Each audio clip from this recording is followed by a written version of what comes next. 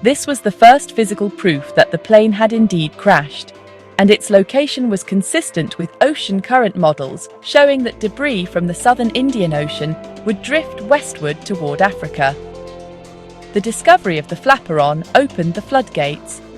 Over the next few years, more than 30 pieces of suspected or confirmed debris from the aircraft were found by members of the public along the coastlines of Mozambique, Tanzania, South Africa, Madagascar, and Mauritius. These discoveries were often made by ordinary people walking on beaches, who noticed unusual items washed up by the tide.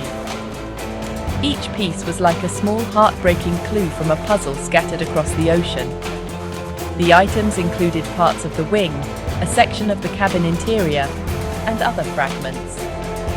Not all pieces could be definitively linked to MH370, but several key components were confirmed by investigators to belong to the missing aircraft. Among the most significant finds were two wing fragments, a piece of the outboard flap found in Mozambique, and another section of the flap found on the island of Mauritius. These pieces, along with the initial flaperon, provided crucial information. Analysis of the debris helped confirm the theory that the plane crashed after running out of fuel. For example, the condition of the flaperon suggested it was not in a landing position at the time of impact, which contradicted some theories that the pilot had attempted to control the route landing. The drift patterns of the debris also helped oceanographers refine their models of where the plane most likely entered the water, providing valuable data for future search efforts. Despite these important discoveries, the debris trail has not been limited investigators to the correct injury. The pieces found are relatively small fragments from the aircraft's exterior. The crucial components, the fuselage, the engines, and most importantly, the flight recorders, remain lost in the depths of the Indian Ocean. These black boxes, the cockpit voice recorder and the flight data recorder, hold the key to understanding what happened in the final hours of the flight. Without them, the story of MH370 is incomplete. The scattered debris confirms the tragic end of the flight, but offers no explanation for why it happened, leaving the core of the mystery unsolved.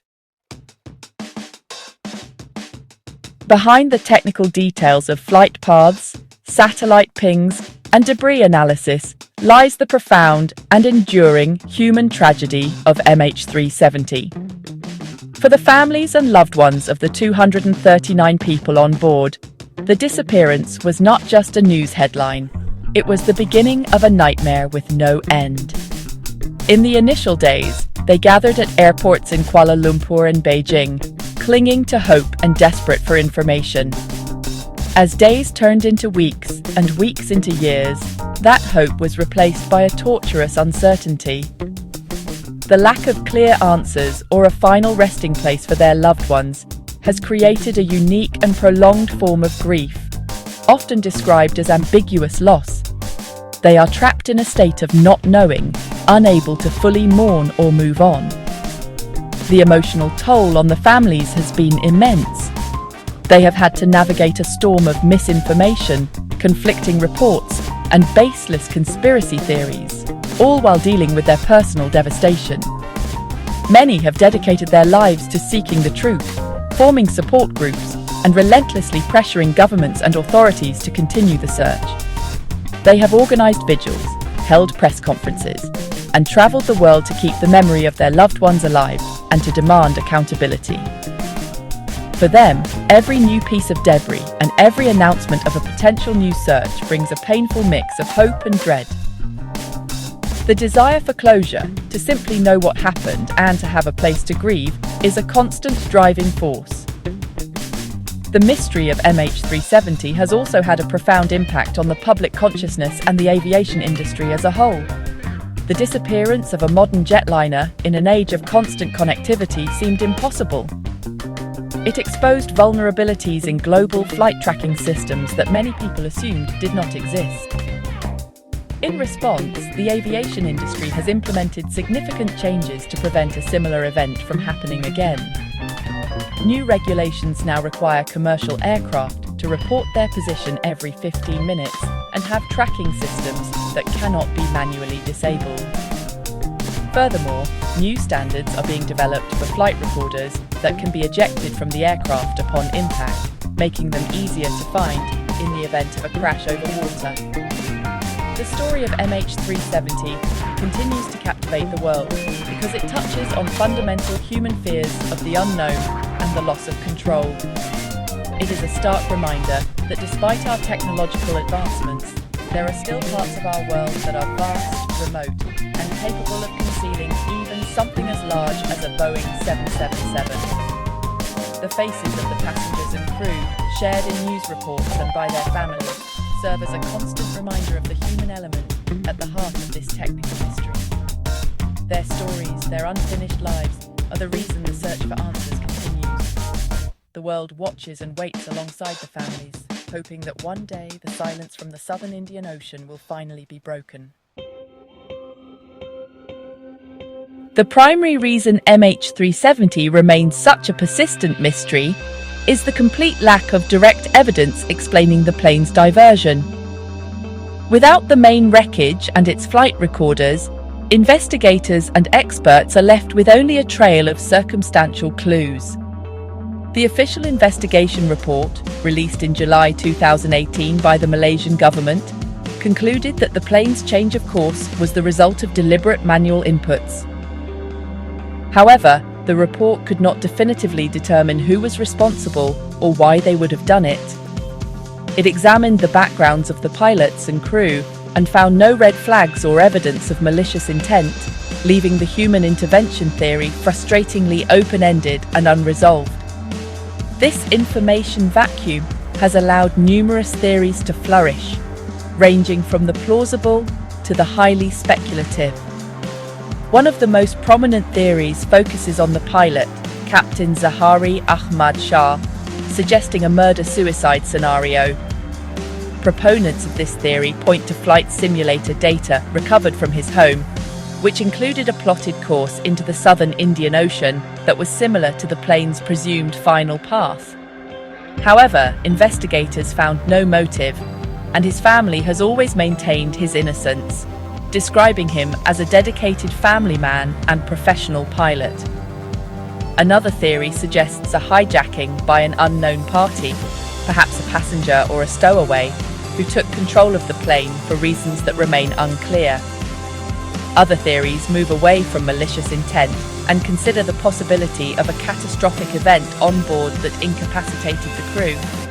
For example, a sudden fire or a rapid decompression could have released toxic fumes, leaving the pilots unable to control the aircraft. In this scenario, the plane's turnback might have been an initial attempt to return to the nearest airport before the crew was overcome. The aircraft could have then continued to fly on autopilot until it ran out of fuel.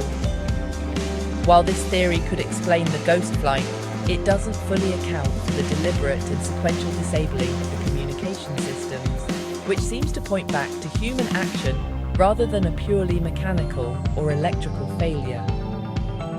Ultimately, every theory has its weaknesses and unanswered questions. The lack of a distress call, the deliberate shutdown of communication systems, the precise nature of the turn, and the long silent flight to the south create a complex and contradictory set of circumstances. Without the cockpit voice recorder to hear what was said and the flight data recorder to see what was done, all explanations remain speculative.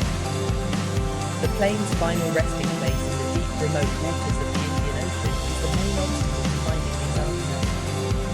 Until the wreckage is found, MH370 will continue to be defined by what we don't know, a puzzle with too many missing pieces to solve. After years of painful silence and frustrating dead ends, a new chapter in the search for MH370 began to unfold in late 2024. The enduring mystery and the tireless advocacy of the families caught the attention of Ocean Infinity once again. The American marine robotics company, which had conducted the unsuccessful search in 2018, approached the Malaysian government with a bold new proposal.